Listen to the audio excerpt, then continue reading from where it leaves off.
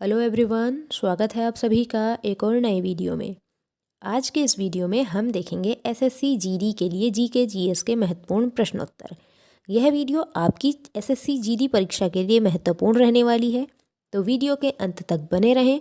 और यदि चैनल पर नए हों तो चैनल को सब्सक्राइब जरूर कर लें। तो चलिए वीडियो को शुरू करते हैं। प्रश्न है प्रश्न नंबर 126। इससे पहले के वीडियोज़ में हम 125 प्रश्न देख चुके हैं, तो आज प्रश्न नंबर है हमारा 125। तो प्रश्न है, क्या है प्रश्न है मथुरा के निकट वृंदावन में मंदिरों का निर्माण ऐसी स्थापत्य शैली में किया गया था जो डैश के मुगन महंसे से काफ़ी समान थे।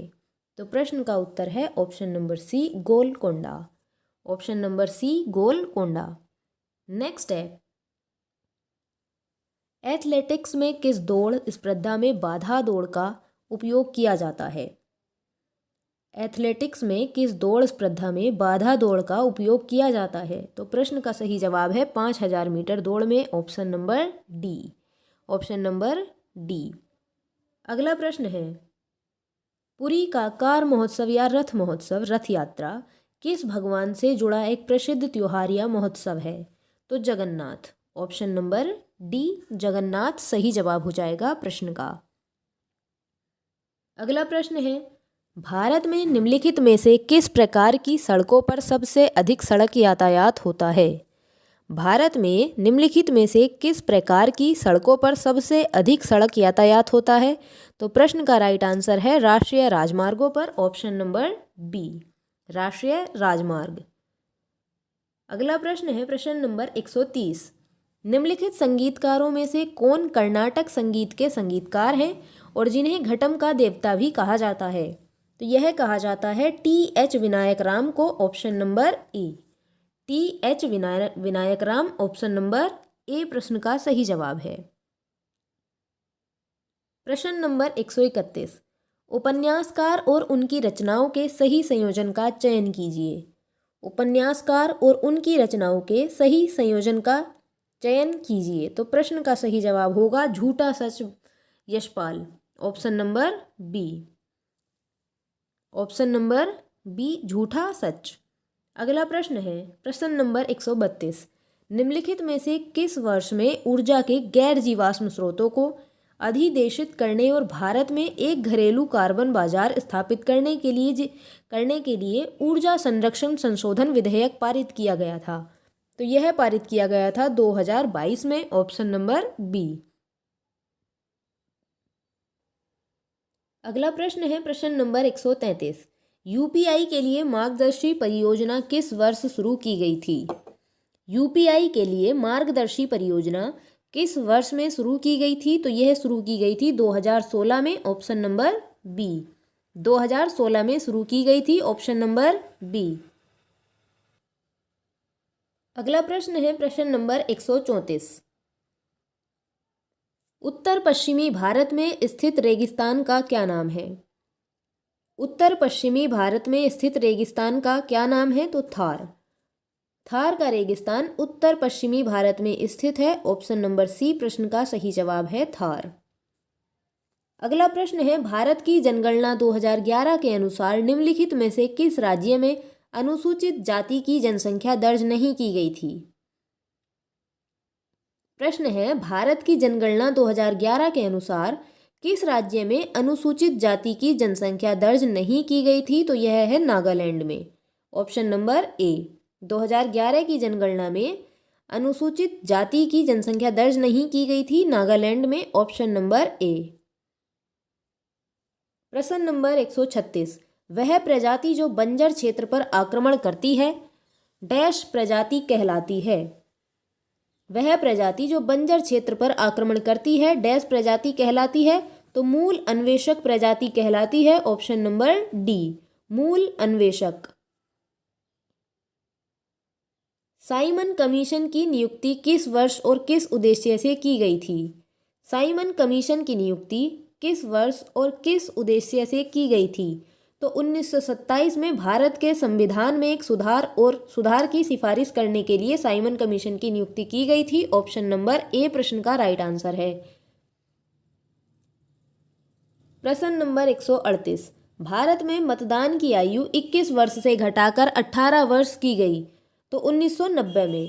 भारत में मतदान की आयु 21 वर्ष से घटाकर 18 वर्ष की गई थी 1990 में। ऑप्शन नंबर ए प्रश्न का राइट आंसर है 1990 में। प्रश्न नंबर 139, फाइलोसिलिकेट के सर्वोत्तम उदाहरण क्या है?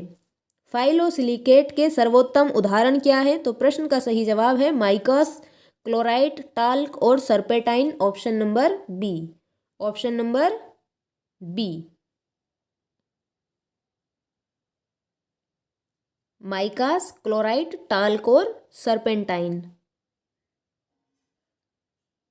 यह प्रश्न था भारत में मतदान की आयु 21 वर्ष से घटाकर 18 वर्ष कर दी गई, तो इसका आंसर 1990 नहीं, इसका आंसर होगा 1989। Option number B. Option number B इस प्रश्न का सही जवाब होगा 1989। नेक्स्ट है प्रश्न नंबर 140, आवर्त सारणी के समूह 13 में पहला तत्व कौन सा तत्व है? आवर्त सारणी के समूह 13 में पहला तत्व कौन सा तत्व है? तो प्रश्न का उत्तर है option D, boron. Option number D, boron. Next है प्रश्न नंबर 141, कोशिकांगों के संदर्भ में एक सेंट्रियोल यानी कि तारक केंद्र डैश है, तो क्या है?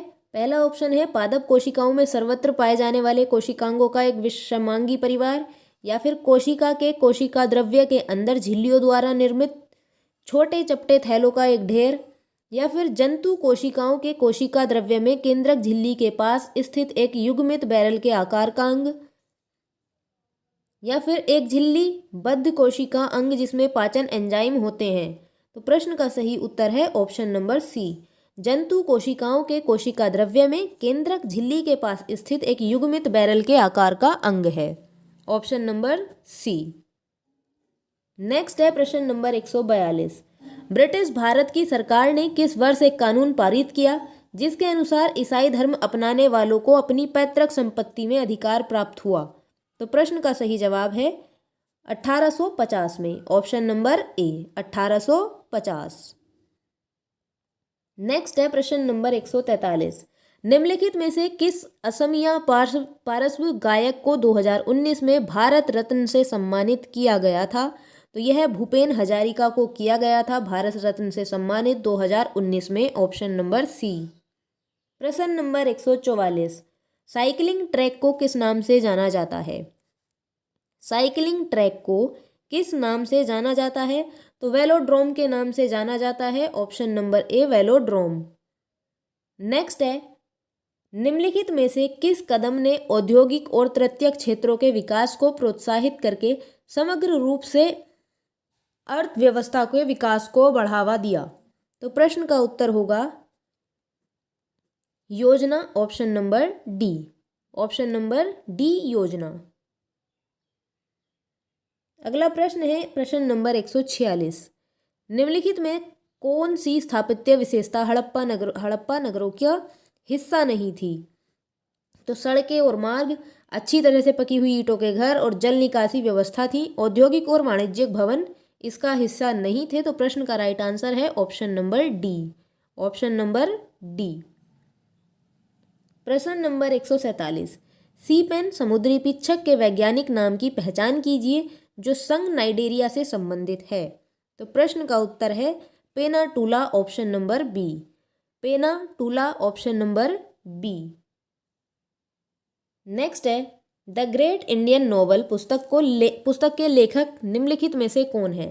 द ग्रेट इंडियन नोवेल पुस्तक के लेखक निम्नलिखित में से कौन है? तो शशि थरूर।